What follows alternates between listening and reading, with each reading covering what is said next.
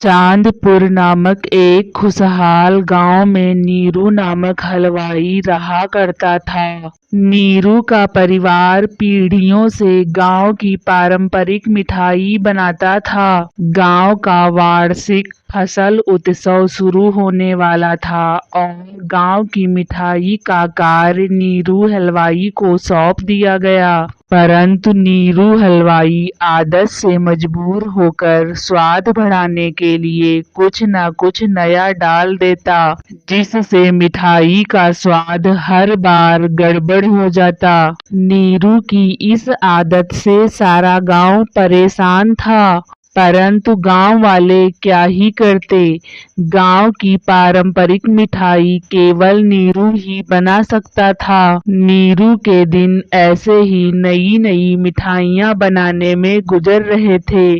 फसल उत्सव का समय भी नजदीक आ गया था कि एक दिन मुखिया जी सुबह सुबह ही नीरू के घर पहुंच गए। अरे मुखिया जी, आप सब लोग सुबह सुबह मेरे घर, कोई समस्या हो गई है क्या? अभी तक तो समस्या नहीं हुई है, परंतु तुम ध्यान रखना, हमारे गांव की पारंपरिक मिठाई बनाकर तैयार कर लेना। और ध्यान रहे, मिठाई का स्वाद जरा सा भी ऊपर नीचे नहीं होना चाहिए, वरना तुम्हारी खैर नहीं।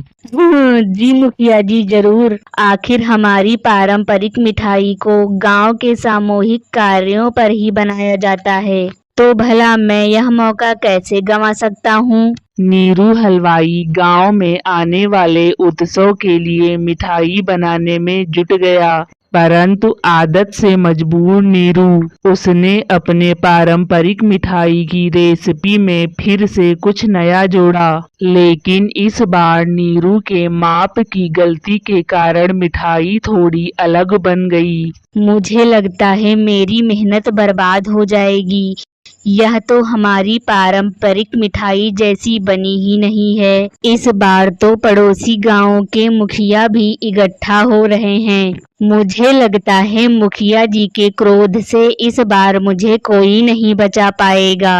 नीरू यह सब बोल ही रहा होता है कि उधर से गांव का एक व्यक्ति गुजरता है। अरे नीरू भाई, उत्सव शुरू हो गया है, आप भी जल्दी से मिठाई लेकर पहुंच जाओ। नीरू ने आधे मन से वही मिठाई उत्सव में पहुंचा दी, परंतु यह क्या, गांव वालों ने मिठाई चखने के बाद तारीफों के पुल बांध दिए।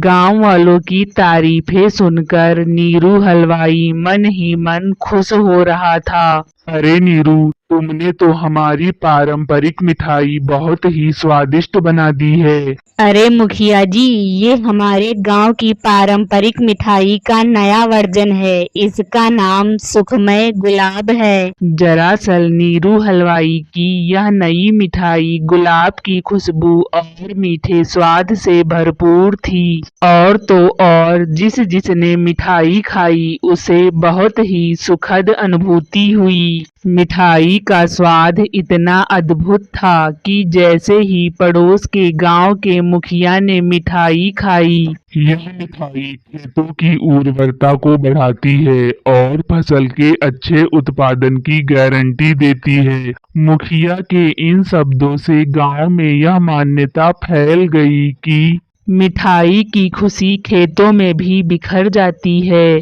गांव वालों ने फसल उत्सव के दिन सुखमय गुलाब मिठाई का आनंद लिया। नीरू की गलती से पैदा हुआ यह मिठाई अब गांव का खास आकर्षण बन गया।